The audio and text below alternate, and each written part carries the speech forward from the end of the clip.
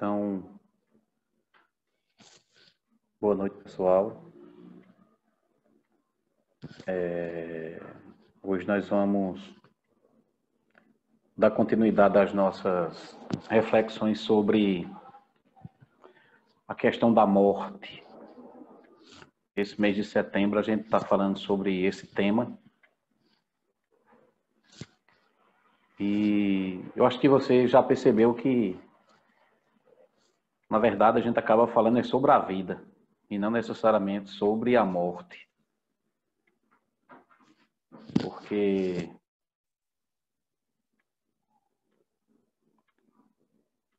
na iminência, na proximidade da morte, algumas coisas perdem sentido e outras coisas ganham um significado maior.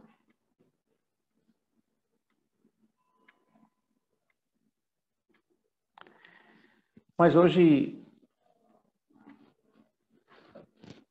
queria abordar dois temas, dois tópicos, na verdade. O primeiro tópico é o espanto. O espanto que a morte ainda causa.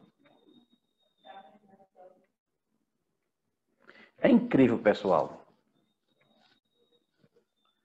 o quanto a coisa mais certa que nós sabemos da nossa vida, que é a morte, ainda nos causa um espanto, ainda nos causa uma admiração, nos causa uma certa comoção.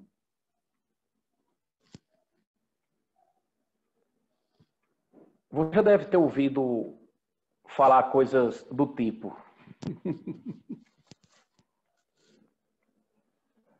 rapaz, ele estava vivinho e morreu.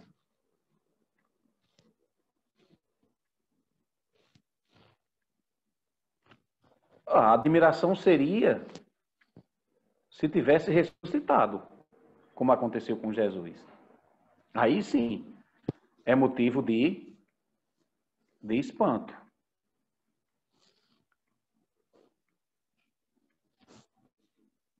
Você já deve ter ouvido também alguma coisa do tipo: você acredita? Eu estive com ele ontem. Eu estive com ela ontem. E ele morreu. Ou então, eu estava ali com ele ainda agora, quando eu dei as costas, ele morreu.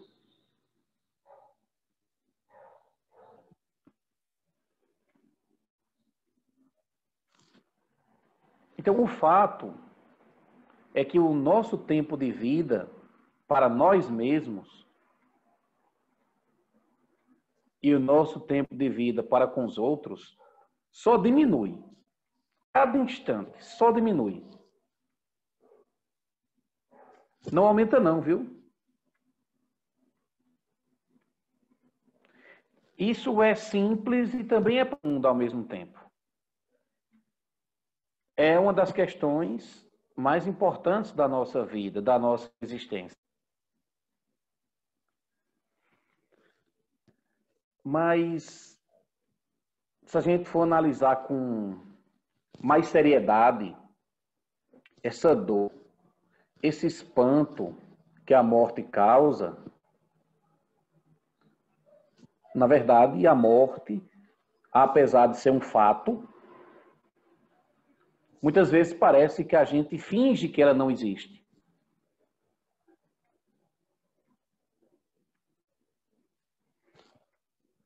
A gente prefere não pensar e meio que deixa para sentir tudo na hora. E eu falo da morte sua e também da morte das pessoas que vivem com você.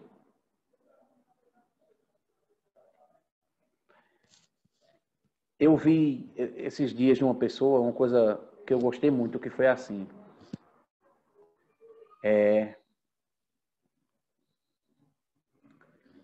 Eu passo o dia varrendo limpando esta casa.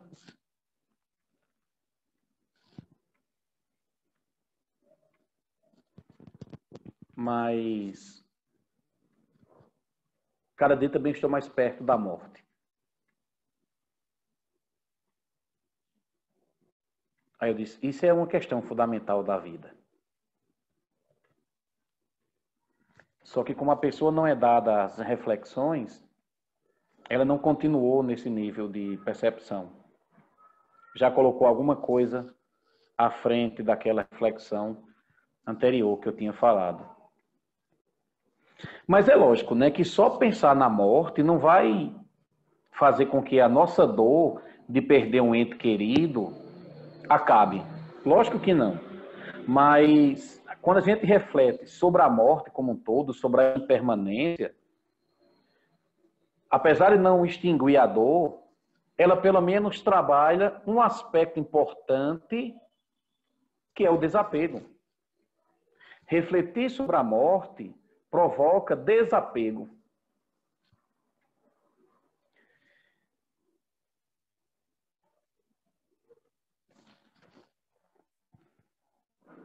Às vezes a gente é um pouco irresponsável.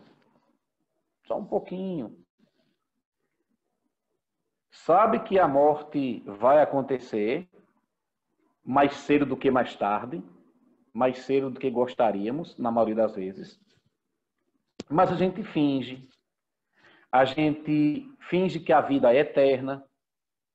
A gente finge que as condições que nós temos agora, nós fingimos que essas condições serão eternas, pessoal.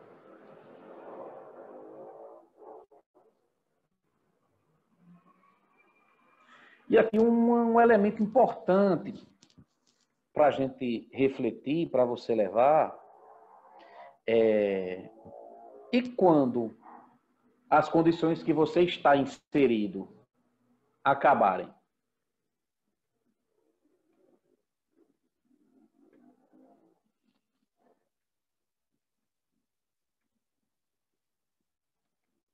Porque vai acabar. Essa condição em que estamos agora, por melhor ou mais difícil que seja, ela não vai durar para sempre. Ela vai acabar. E você sabe dizer quais são as condições que você está criando?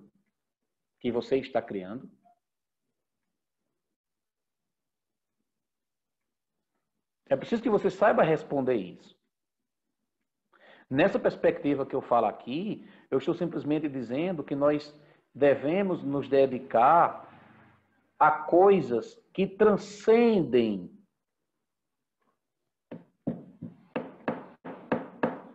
matéria.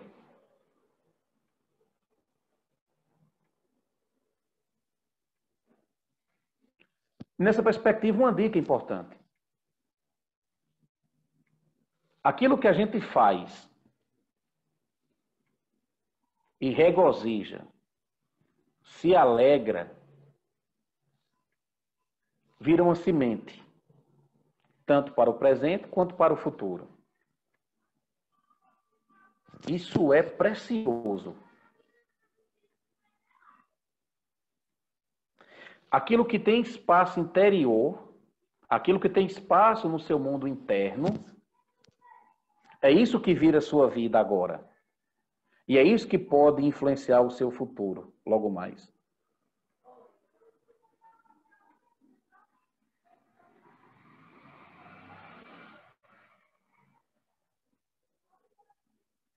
Então, tudo aquilo que a gente faz, se alegrando, ou também se maldizendo, pode virar uma semente, dependendo da intensidade que sentimos. Lógico que a morte é triste, a morte dói, mas a morte ela pode ser reveladora.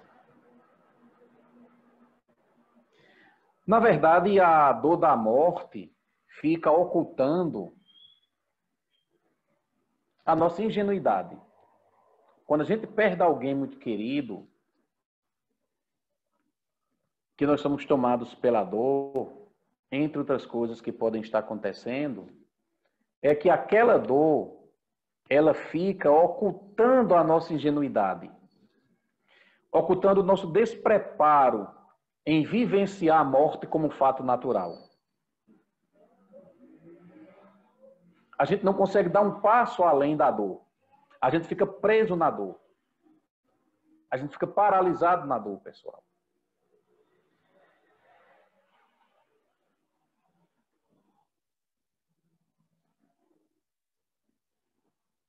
E muitas vezes nós somos egoístas nesse quesito, em não aceitar a morte. A dor da morte também pode esconder o nosso egoísmo. A gente fica numa dor tão grande que não vê os próprios pensamentos e as próprias atitudes egoístas. Certa vez eu ouvi de uma pessoa, de um homem, cuja esposa faleceu. E agora? Quem vai lavar minhas roupas?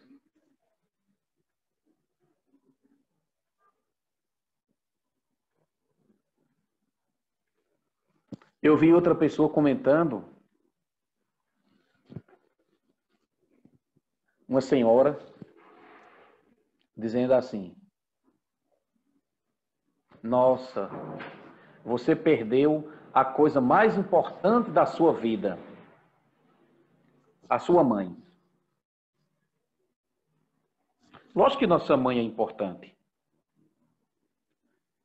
Lógico que devemos ser gratos pela vida, pela oportunidade que os nossos pais nos deram de nascer. Enfrentaram toda essa dificuldade. Agora, nunca, jamais, em tempo algum, pela uma visão minha, e eu não quero que você adote essa visão, você que deve julgar, a coisa mais importante da sua vida tem que ser você mesmo. A coisa mais importante da sua vida tem que ser você mesmo. Você até pode dar ao outro igual importância. Agora, mais importância do que você mesmo não pode, pessoal.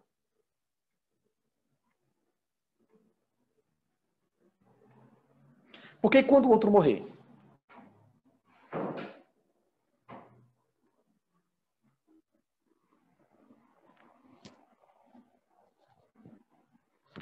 parece egoísta falar assim. Parece egoísta pensar assim. Mas quando você coloca o outro como a coisa mais importante da sua vida, e nós que somos pais fazemos isso,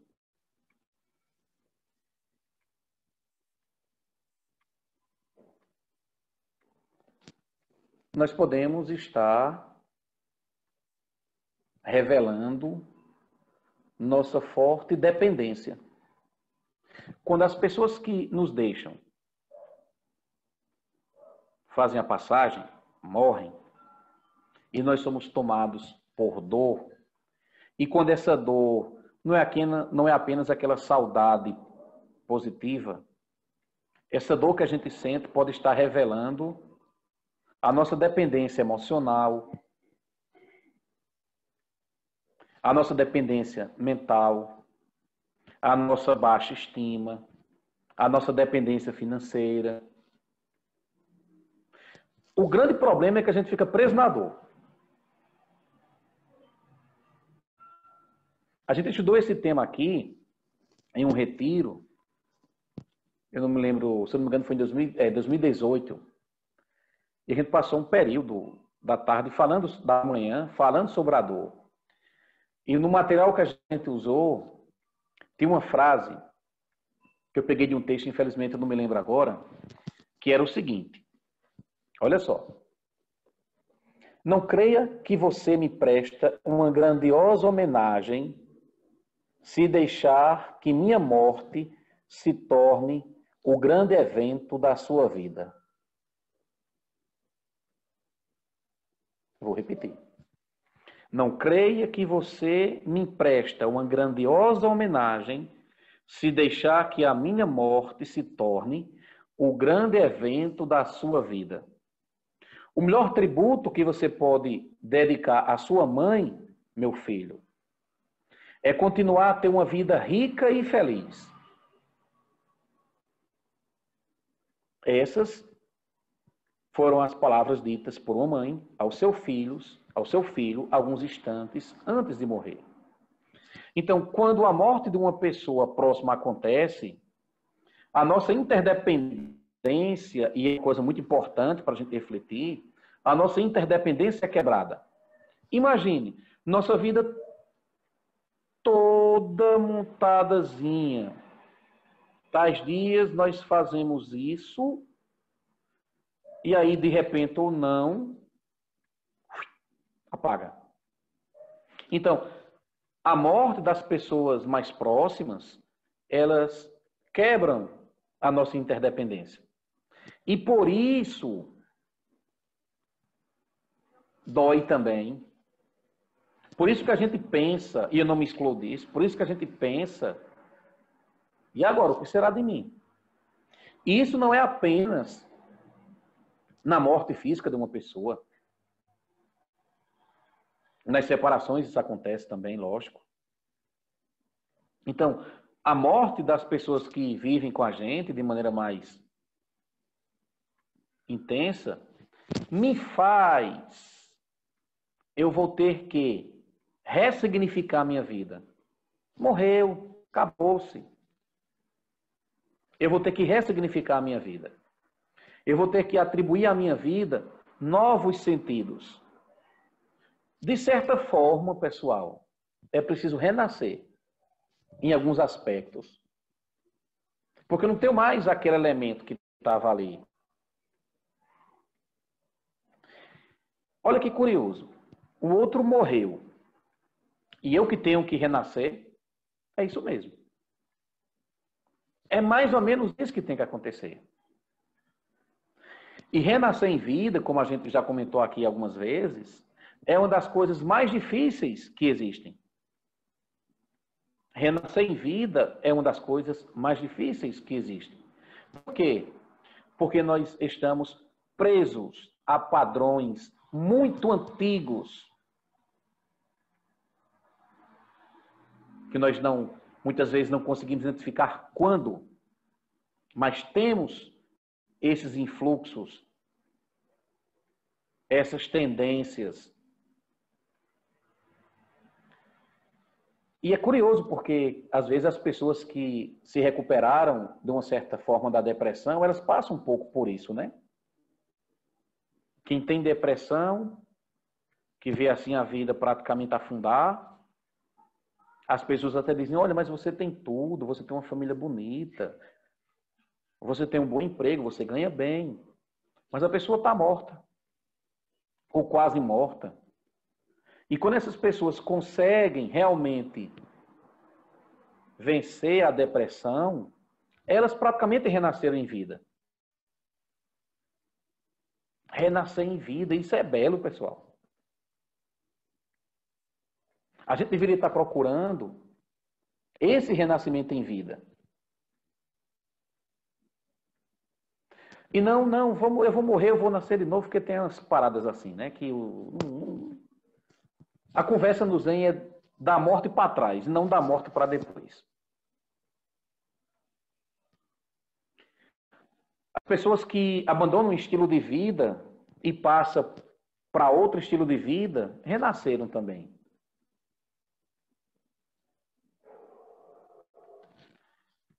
Então, renascer em vida, como eu estava dizendo, é difícil porque nós estamos presos, envolvidos em padrões que são muito antigos.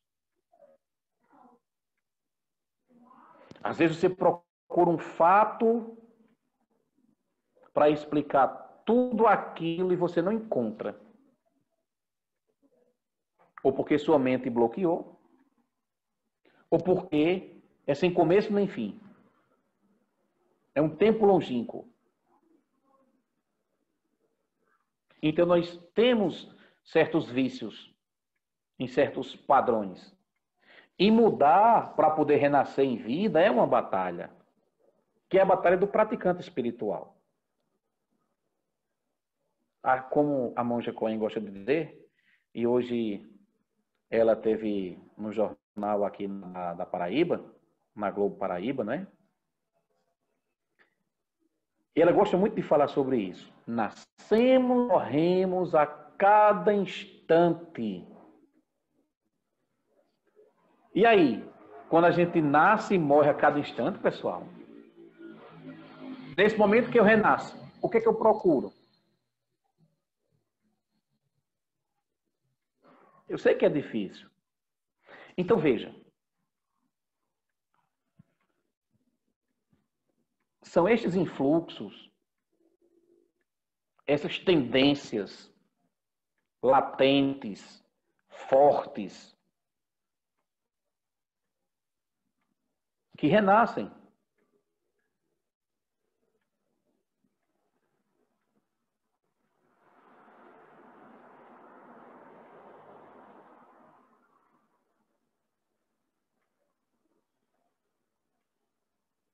Quais são, então, suas tendênciazinhas? Sei de várias minhas. Algumas eu talvez não saiba ainda. E é curioso, porque a morte dói também porque a gente não está acostumado a gente não se prepara para viver sem um outro. Quando a gente tem as relações, parece que aquela pessoa vai viver com a gente para sempre.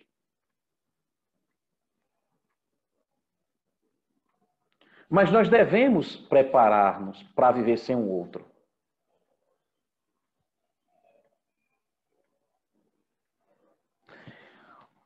No Parinirvana Sutra, que é o último ensinamento do Buda, o Buda fala que este mundo é consumido pela chama da impermanência. Tudo que existe está em constante transformação, sendo consumido pela chama da impermanência. Por isso, pessoal, quando a gente reflete sobre a morte, a gente aprende a valorizar as pessoas, a aproveitar a companhia das pessoas. A gente aprende a aproveitar o trabalho.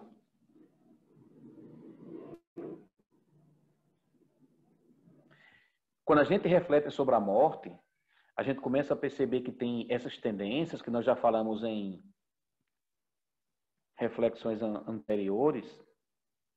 E a gente percebe que tem essas tendências e nós também percebemos que temos condições de mudá-las. Algumas de maneira mais forte e outras não.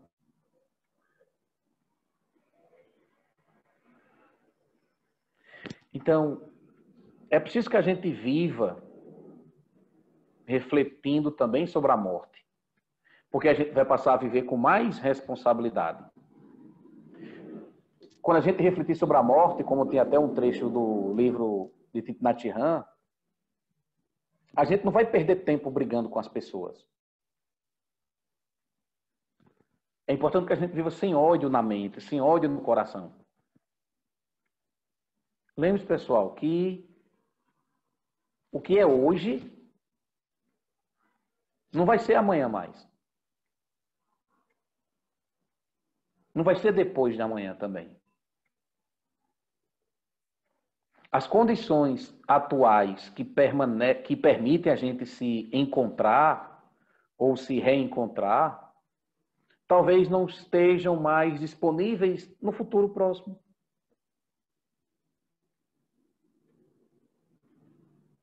Olha que simples, que bonito, que profundo isso. As condições que nos permitem estar aqui, nos encontrando ou nos reencontrando, no futuro não existirá mais. O que a gente faz? Brinda, aproveita.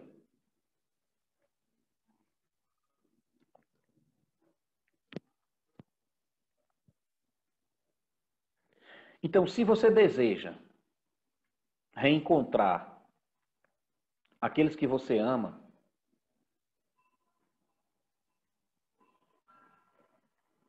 cultive coisas próximas.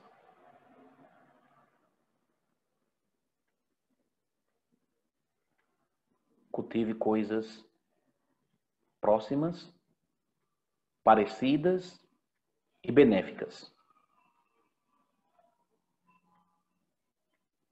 Porque tem duas formas de ter as coisas. É desejando e repudiando. Quando a gente repudia, não quero, não quero, não quero, está tendo. Então nós devemos nos preparar para viver sem os outros. Como Dog Samar ensina, devemos entrar no campo da morte a sós, acompanhado pelo nosso karma, positivo ou negativo.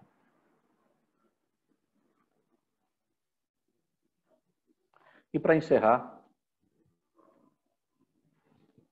uma frase de Bodhidharma, um dos ancestrais mais importantes do Zen. Iremos estudar Bodhidharma agora no mês de outubro. Mas vamos lá, para encerrar. Para achar um Buda, tudo que você tem que fazer é ver a sua natureza.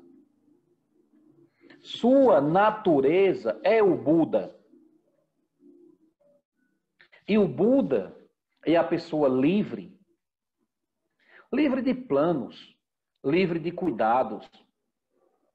Se você não perceber sua natureza e passar o tempo todo procurando sua natureza em outro lugar, você nunca encontrará um Buda.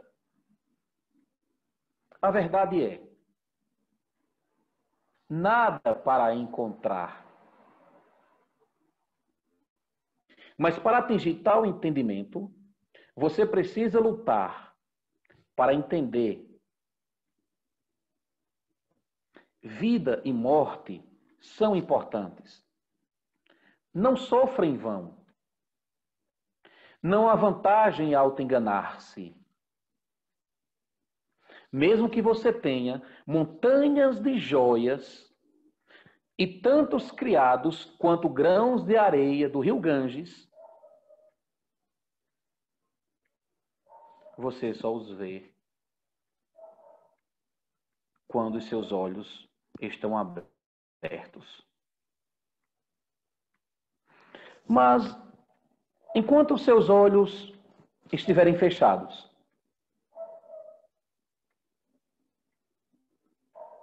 então você deveria perceber que tudo que você vê é como um sonho, é como uma ilusão.